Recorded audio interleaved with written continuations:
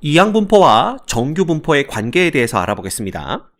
사실 이항분포는 이산확률 분포의 한 종류고요. 정규분포는 연속확률 분포의 한 종류입니다. 이 둘은 태생이 다르죠. 근데 이 둘 사이에 무슨 관계가 존재할까라는 걸 우리 머리로는 생각하기가 좀 힘들지만 우리 조상님들 중에 훌륭하신 분들이 많았잖아요. 네, 그분들 중 어떤 분께서 이 둘 사이에 아주 밀접한 관계가 있다라는 걸 이미 알아내셨어요. 그래서 그분이 어떤 생각을 하셨나 여기 읽어보면 확률 변수 x가 이항분포 바이노미얼 np를 따릅니다. 그리고 이때 이 시행 횟수 n이 충분히 크다고 한다면 확률 변수 x, 즉 이산확률 변수죠. 이산확률 변수 x는 x의 분포는 근사적으로 정규 분포 n의 np, npq를 따른다는 것이 알려져 있다. 이렇게 되어 있어요. 자, 이때 이 평균 np는요. 바로 이 이항분포의 평균 np와 같고요.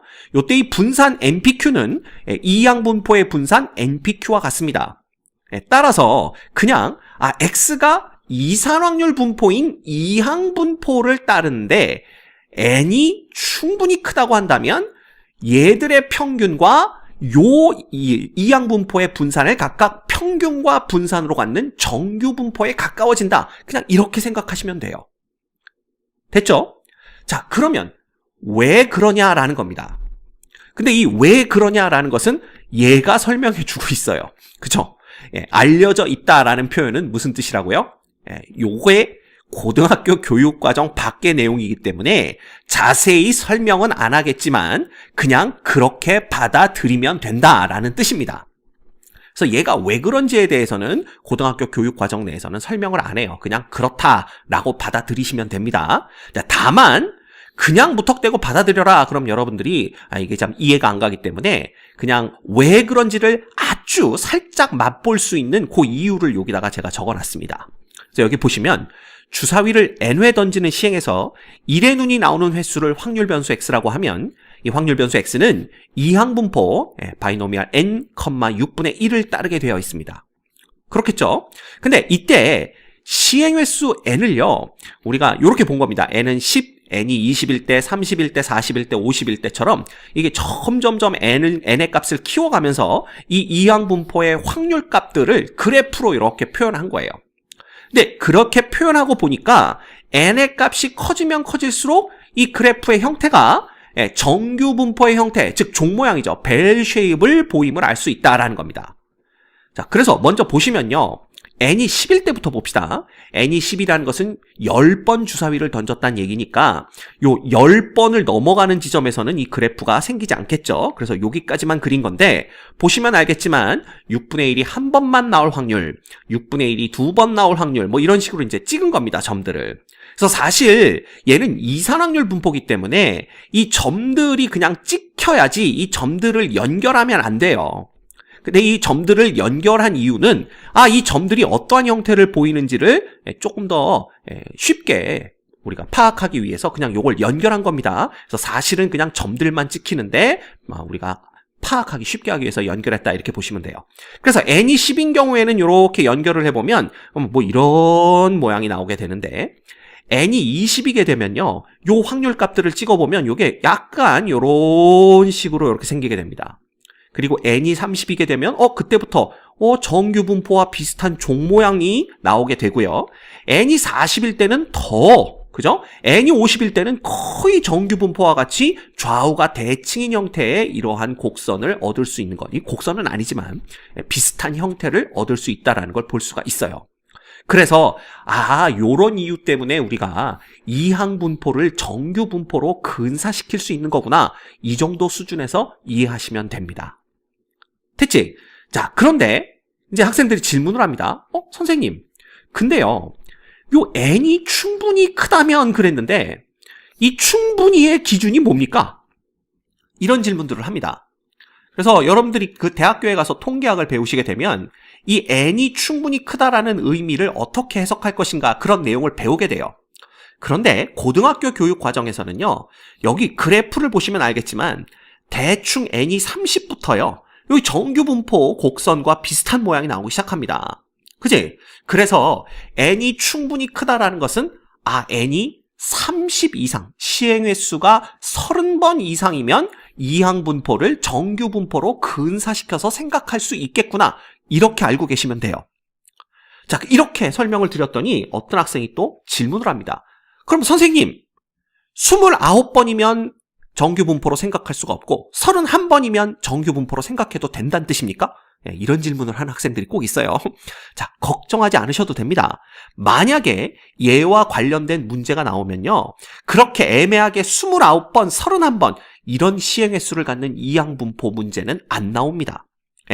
무조건 뭐 100번 이상, 심지어는 뭐 600번, 700번, 1000번 이런 문제가 나오지, 쪼잔하게 무슨 29번, 31번 이런 문제 안 나오니까 그 부분에 대해선 걱정 안 하셔도 돼요. 됐죠? 자, 그러면 이거와 관련된 예제를 풀면서 실제로 이항분포를 정규분포로 어떻게 근사시키는지 확인해 보도록 하겠습니다. 자, 여기 보시면 한 개의 주사위를, 자, 제가 말씀드렸죠? 720번 던지는 시행에서 쪼잔하게 뭐 29번, 31번 이런 거 안 나온다고 그랬습니다. 720번이니까 얘는 충분히 크다라고 생각하시면 돼요. 이 시행에서 1의 눈이 95회 이상 130회 이하로 나올 확률을 구하시오 라고 되어 있습니다. 자, 그렇다면 얘를 그냥 이항분포로 한번 구해보도록 하죠. 그럼 이항분포는 얘는 x가, 확률 변수가 x라고 한다면 얘는 바이노미얼 720의 6분의 1을 따르는 겁니다. 그럼 지금 확률 뭘 구하라고 그랬냐 하면 몇 회 이상이라고 그랬죠? 95회 이상 130회 이하. 그러면 x라는 확률 변수가 95 이상 130 이하로 나오게 될 요 확률을 구하는 거예요. 그죠? 그러면 우리가 배운 대로 가자면 얘는 x가 95일 확률 플러스 x가 96일 확률. 그래서 어디까지 구하는 거야? x가 130일 확률까지 다 구해서 이것들을 다 더해 주셔야 됩니다. 그렇겠죠? 그런데 이걸 구해보면요, 그냥 x가 95일 확률만 먼저 구해볼까요? x가 95일 확률을 먼저 구해보시면 얘는 720번이니까 720 컨비네이션 95에 6분의 1의 95승과 그 다음에 얼마예요? 6분의 5에, 자, 720에서 95를 빼면 얼마입니까? 야, 이건 계산하기도 어렵네요. 그죠? 5 되고 11에서 9 빼니까 2 되면서 625 요렇게 됩니다. 맞죠? 예. 자, 그러면 이거 여러분들 손으로 계산할 수 있겠냐라는 거예요. 자, 일단 요거 계산 못합니다. 720 컨비네이션 95를 손으로 계산할 수 있다? 머리로 그냥 계산할 수 있다? 천재입니다. 자, 그러면 뭐 어쨌든 이걸 계산했다고 칩시다. 얘 어떻게 할 거예요? 얘 어떻게 할 거예요? 그죠? 그래서 이것만 보더라도 야, 이건 인간의 힘으로 풀 수 없는 거구나, 이런 생각을 할 수가 있습니다. 자, 그런데 뭐 어떤 방법을 썼든 얘를 계산했다고 칩시다. 그럼 그 다음에는 96 확률을 계산해야 돼요. 그죠? 이 짓을 언제까지 해야 돼? x가 130이 될 때까지 계속해야 됩니다. 이거 불가능하죠. 그래서 일단 이항분포로 주어졌으니까 이항분포로 풀려는 노력을 해보세요. 그러다 보면 이건 이거 손으로, 인간의 힘으로는 풀 수 없는 없는 문제구나라는 것을 이게 탁 직감적으로 알 수가 있습니다. 자, 그럴 때 뭐 하는 거냐? 얘를 정규분포로 근사시키는 거예요.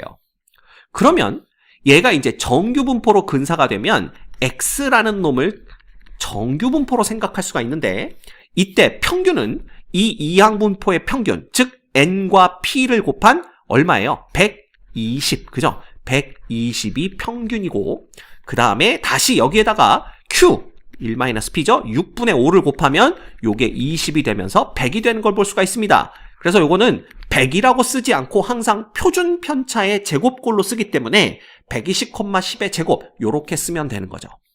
됐죠? 그래서 이 이항분포를 정규분포 120,10의 제곱으로 이제부터 생각하시면 된다라는 겁니다. 됐습니까? 자, 그러면 이 x라는 놈이 95부터 130 사이에 있을 확률은 결국 얘를 이제 뭐 해야 돼? 얘는 일반적인 정규분포니까 확률값을 읽기 위해서는 얘를 표준 정규분포로 바꾸는 표준화를 해주셔야 됩니다. 그래서 어떤 짓을 한 거야? x에서 평균인 120을 빼주고 표준 편차인 10으로 나눠준 거죠. 그래서 이걸 똑같은 짓을 이제 다 해주는 겁니다. 95에서 120을 빼주고 10으로 나눠준 거고요. 얘는 130에서 평균 120을 빼주고 표준 편차 10으로 나눠준 겁니다.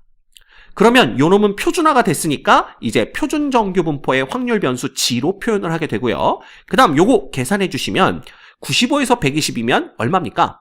2.5입니다. 마이너스 25인데 10으로 나눴으니까 마이너스 2.5가 되는 거고요. 요 놈은 10이죠. 10분의 10이니까 1 이렇게 되는 겁니다. 결국 우리가 구해야 될 확률은 표준 정규 분포를 따르는 확률 변수 G가 마이너스 2.5 이상 1 이하에 있을 확률을 구해주시면 돼요. 됐죠? 근데 요 놈은 이제 이렇게 둘로 쪼갭니다. 확률 이 G라는 놈이 마이너스 2.5 이상 0 이하에 있을 확률과 G라는 놈이 0 이상 1 이하에 있을 확률 두 개를 더하면 되고요. 그 다음에 요 놈이 그 정규 분포가 좌우 대치인 걸 알기 때문에 이 놈은 그냥 0에서 G가 2.5 사이에 있을 확률과 똑같습니다. 따라서 결국은 우리가 구해야 될 건 뭐냐 하면 요 놈 확률과 요 놈 확률을 표준 정규 분포표에서 읽어서 이 둘을 더해주면 되겠구나 라는 거예요. 그런데 대개 문제들은 옆에 요런 걸 줍니다. 얘가 그 표준 정규 분포표를 시험지 뒤에다 인쇄해 주는 경우는 거의 없어요. 그냥 필요한 확률들만 여기다 적어주게 됩니다. 항상.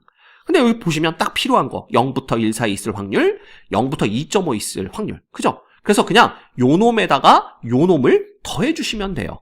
그래서 요거 두 개를 더해주시면 0.8351이라는 답을 얻어내실 수가 있습니다. 됐죠? 그래서 여러분들이 눈치채는 방법이 있어요. 이 이항분포와 관련된 문제를 정규분포로 바꾸는 거냐 마는 거냐 요걸 이제 판단을 해야 되는데 그걸 판단하기 가장 좋은 방법은 첫 번째, 아까처럼 이항분포의 확률로 풀어보려는 시도를 해보는 겁니다.